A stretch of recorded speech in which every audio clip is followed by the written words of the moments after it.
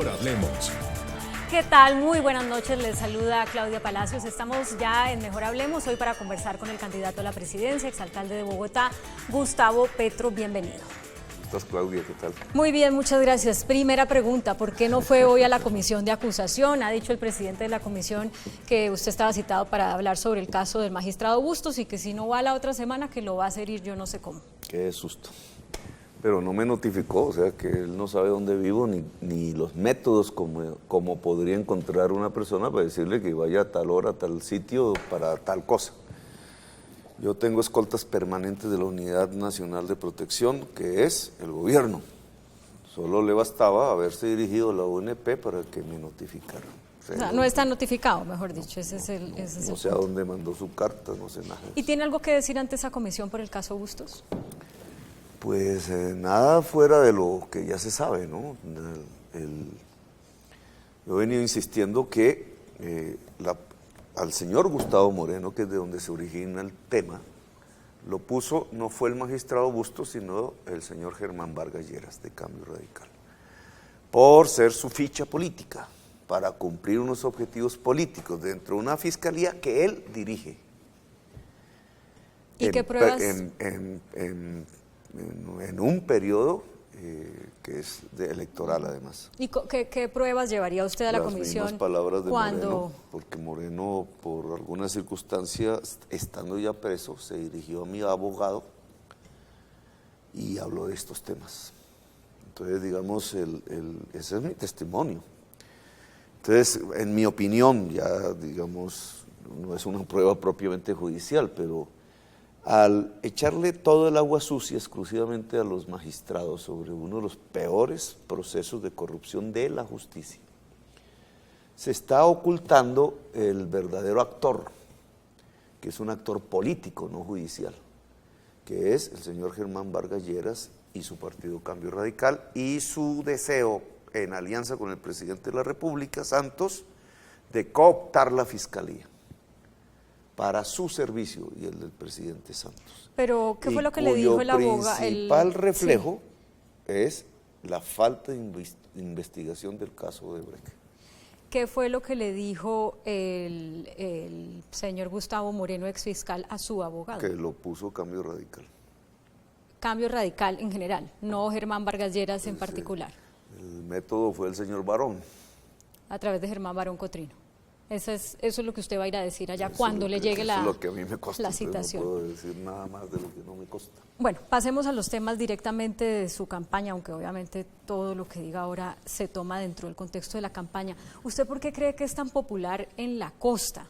Si usted no ha hecho política en la costa, no ha sido elegido allá como nada, ¿o qué es lo que usted ha hecho en la costa para tener esos niveles que le dan las encuestas? Dos cosas. Una es que yo soy de origen costeño. Bueno, pero es que Petro, el apellido Petro. Pero el apellido Petro, ¿no? Usted, porque usted ni siquiera habla como costeño. No, pero mi abuelo nació en San Pelayo, Córdoba. Toda la familia Petro está ahí casi en una bolsa de terreno. Bueno, pero vuelvo a la pregunta, ¿por qué cree que es tan popular más allá del apellido Petro? Ese es un elemento, digamos, yo soy oriundo de allá. Y el segundo elemento, que es cuando se conecta realmente la población conmigo, es en los debates de la parapolítica. En mi primer debate Sucre, que entre otras, fíjese usted, el primer preso es el primer preso parapolítico que la Corte Suprema toma, es el llamado alias Gordo García, senador de la República, que es precisamente el debate que yo hice. Yo hice el debate contra él, Salvador Arana, Eric Morris, etcétera. Ahí mostré el mapa regional de cómo se había articulado el paramilitarismo con la clase política, el narcotráfico, y hice después varios debates. Duré 10 años.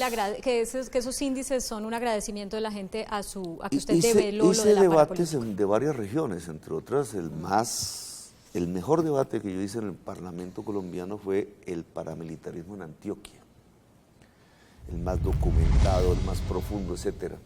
Sin embargo, las reacciones de los dos pueblos, tanto del pueblo costeño como del pueblo antioqueño, son completamente diferentes.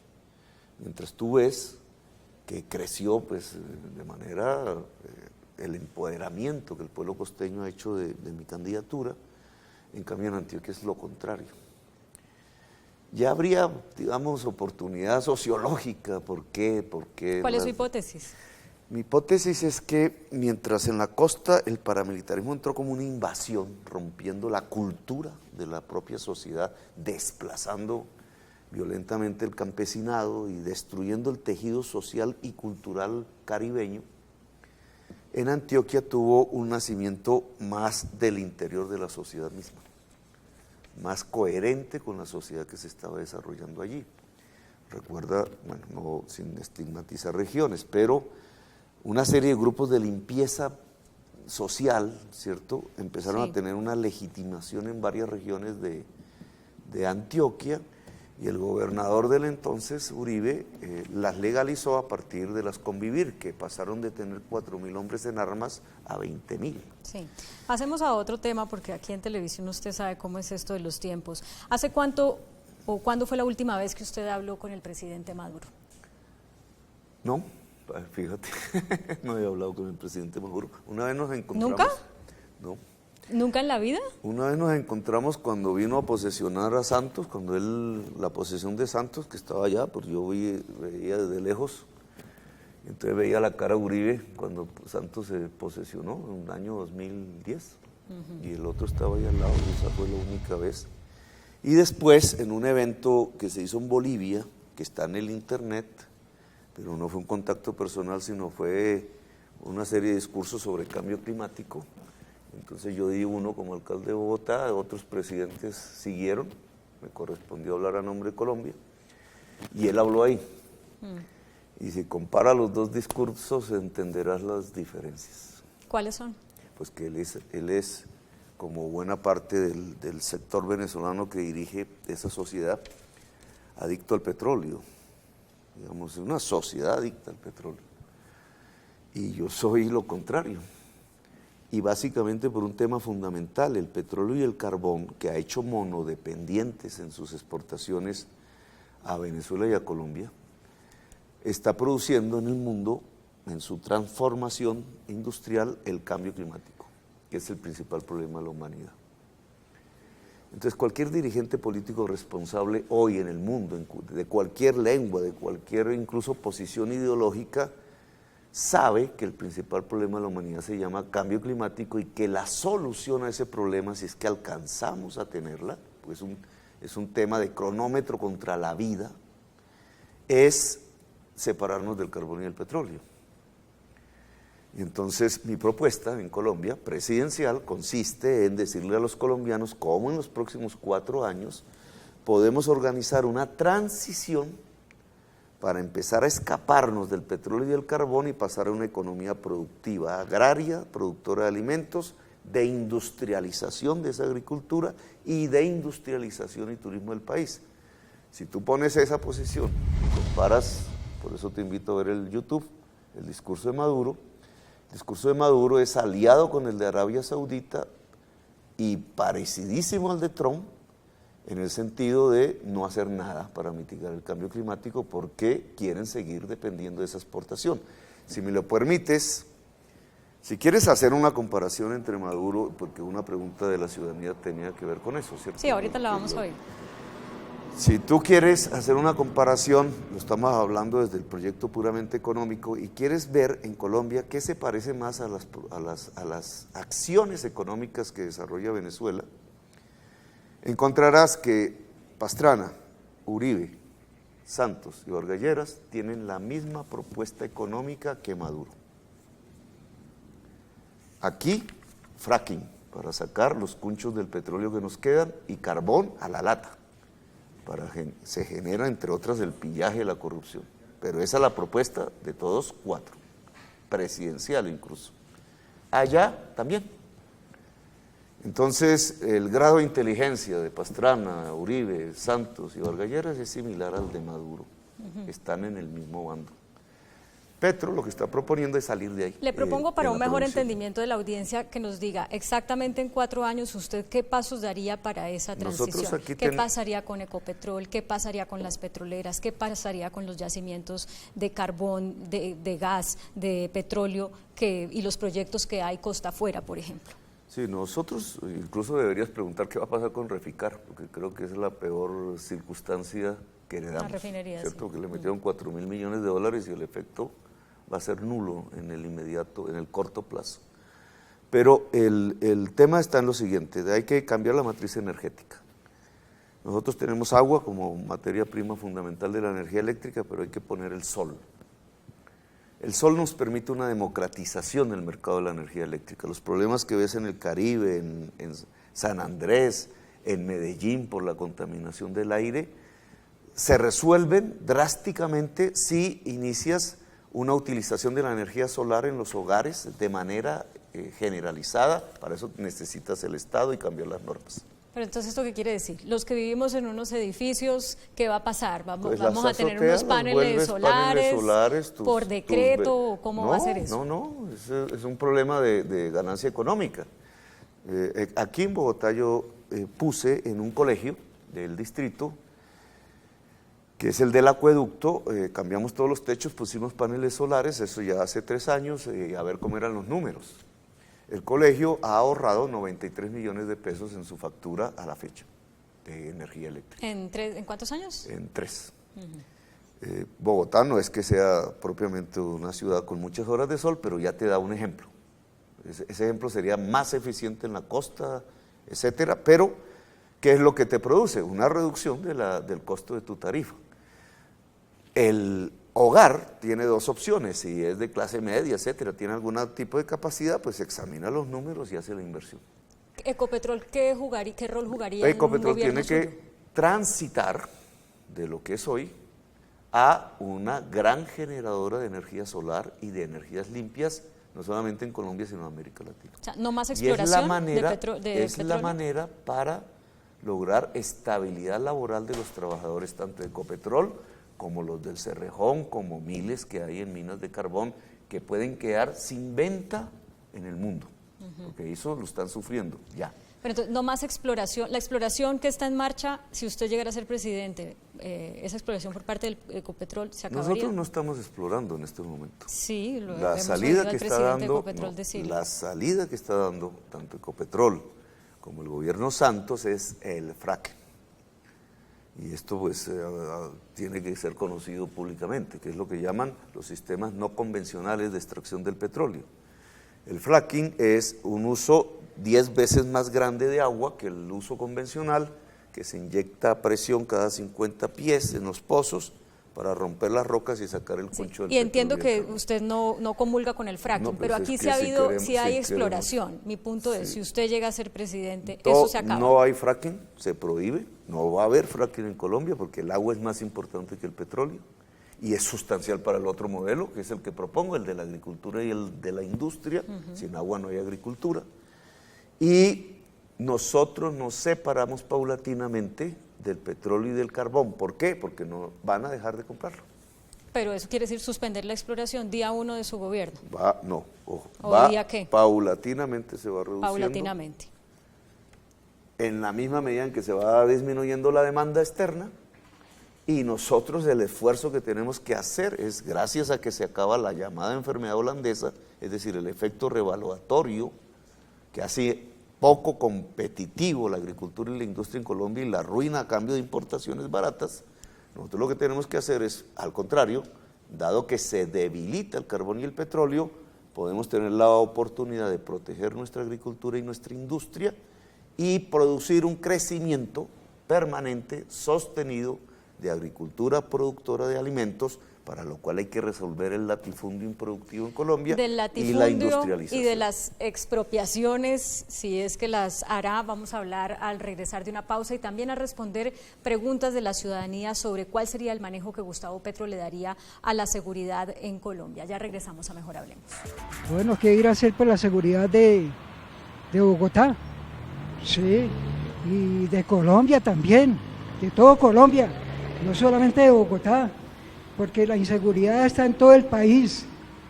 Le voy a complementar la pregunta del señor con otra que yo tenía, y es teniendo en cuenta también las críticas que le hacen a usted cuando fue alcalde de Bogotá, porque no había una relación tan fluida, dicen en la policía, con la policía. ¿Qué se podría esperar de su relación con la policía a nivel nacional, con la fuerza pública a nivel nacional si es elegido presidente? Eso no es cierto. Pues yo le estoy diciendo lo que dice la policía. Por eso corrijo, no, todos los lunes había Consejo de Seguridad en mi despacho.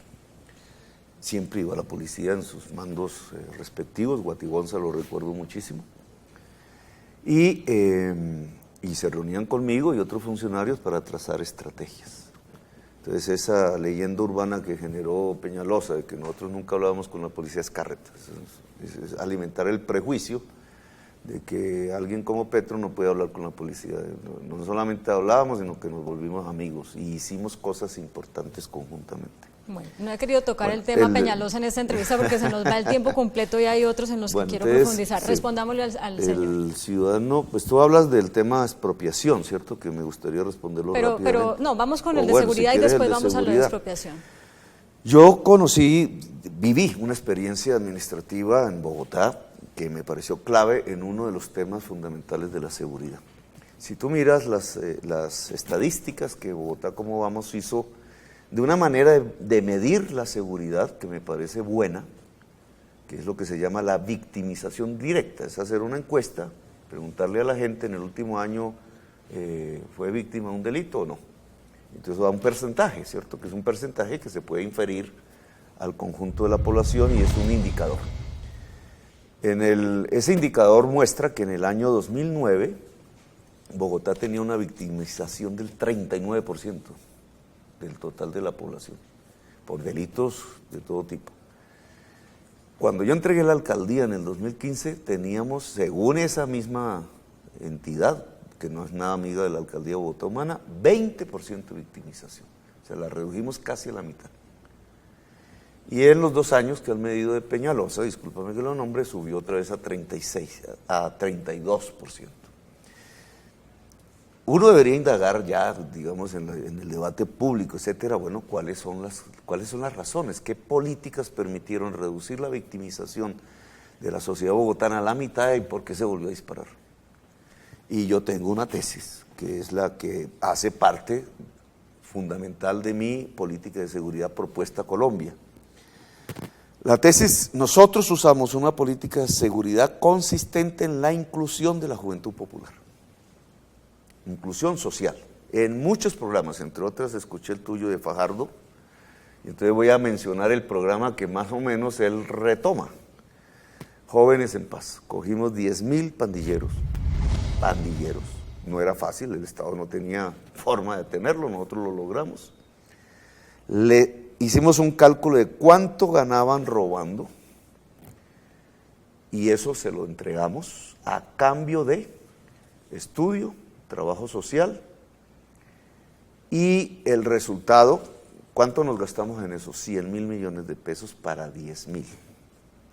¿Y cuál fue el resultado en el 2015? Porque tuvo un año apenas el programa, lo suspendieron, redujo el hurto de celulares en 33% en Bogotá. Esta es una fuente que es esas llamadas que hacen las personas cuando les roban el celular a su empresa de celular. Y lo del hurto entonces, se le da la razón porque el hurto ha aumentado mucho en el último año, pero el homicidio no, al contrario, el homicidio sí se redujo con respecto a su alcaldía. El homicidio viene desde el año 93 en una tendencia a la baja que yo profundicé, digamos, con mi administración, y aún sigue a la baja, o sea, eso es un buen dato, porque finalmente Bogotá sale de lo que se puede llamar una ciudad violenta cuando baje su tasa del 10 por cada 100.000, 10 homicidios por cada 100.000 habitantes. Permítame que lo interrumpa porque tenemos que pasar a lo del latifundio y expropiación porque se nos acaba el tiempo del programa. Bueno, pero entonces, digamos, la inclusión juvenil es fundamental para la mejora de la seguridad. No es la cárcel, no es penas más graves. Ojo, lo que tenemos es que brindarle a la juventud universidad pública y gratuita y generalizada. Y en los núcleos más vulnerables, no es el bachillerato técnico que propone Fajardo, esa es una nueva discriminación, muchísimo menos pensar que 150.000 estudiantes vulnerables por su capacidad de ir al delito se pueden mantener con 100.000 millones de pesos anuales, no señor, el costo de ese programa es alto pero redunda en una seguridad para todos los colombianos. Tendría que usar más tiempo para explicar cómo afrontar la inseguridad rural, cómo intentar desmantelar los ejércitos privados del narcotráfico, cómo quitarle el campesino productor de hoja de coca a las mafias, que es una política básica de seguridad, cómo quitarle a la juventud consumidora de drogas urbanas a las mafias de los barrios. Mire, le propongo una cosa, terminemos terminemos el tema de la seguridad, después viene y hablamos de expropiaciones y de latifundio, porque esto es, creo, el tema que más le preocupa a la gente por estos días. Entonces vamos al asunto del narcotráfico. Colombia está nadando en coca otra vez. En un eventual gobierno suyo, ¿usted qué haría con esos cultivos, con la erradicación y con toda la violencia que genera precisamente el narcotráfico? Es una alternativa a la exclusión social.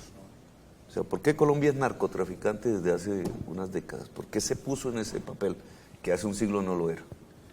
Porque su desigualdad social generó una alternativa económica para superarla, que es el camino rápido del narcotráfico. El narcotráfico es hijo de la desigualdad social.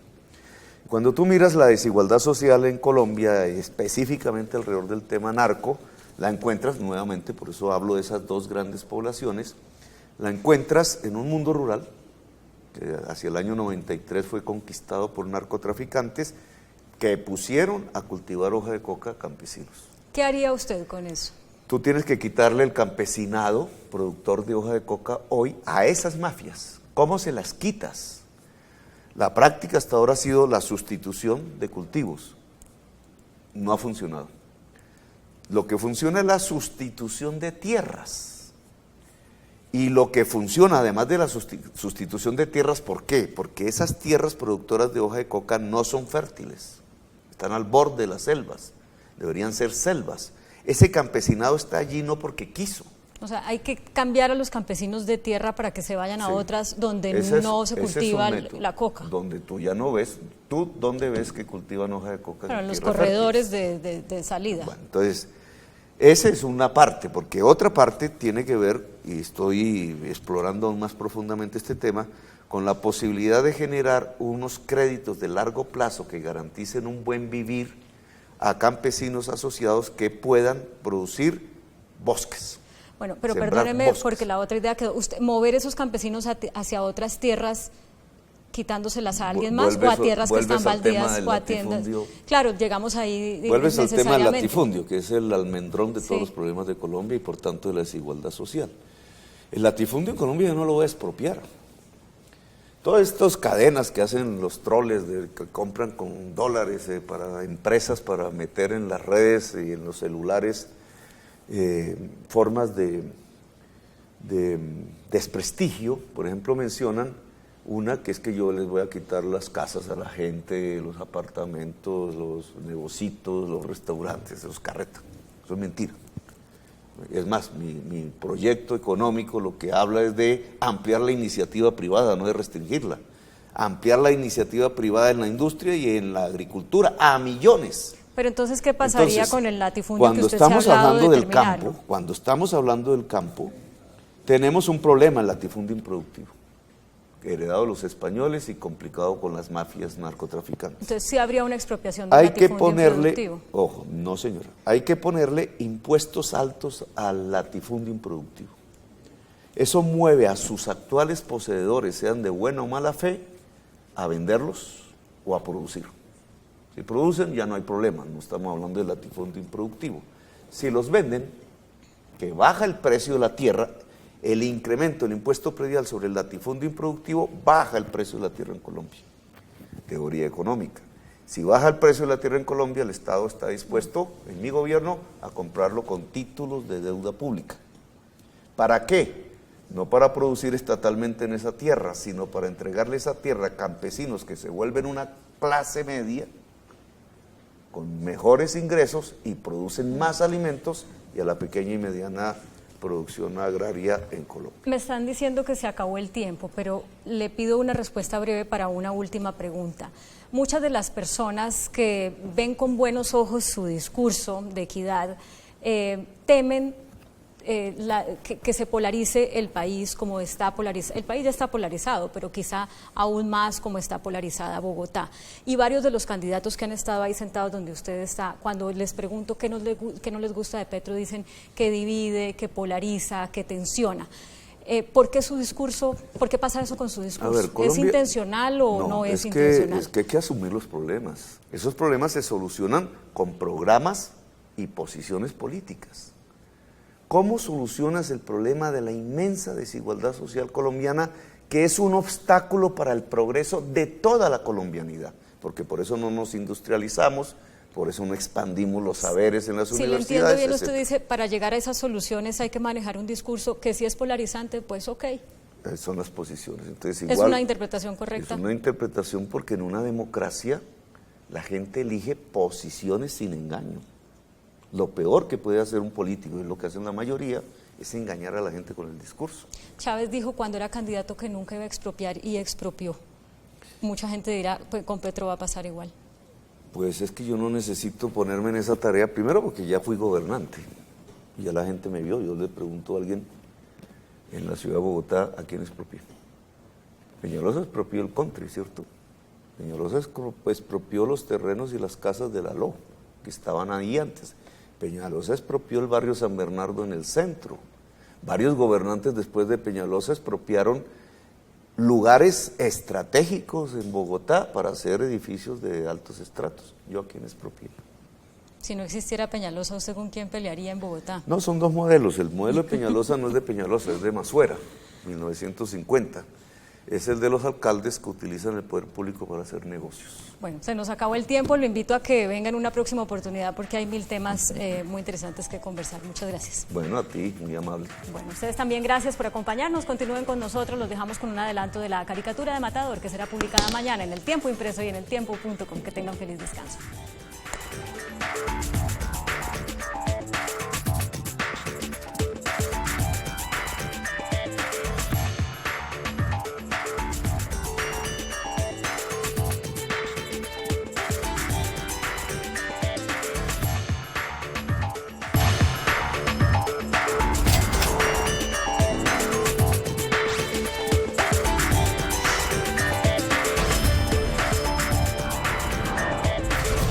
Mejor hablemos.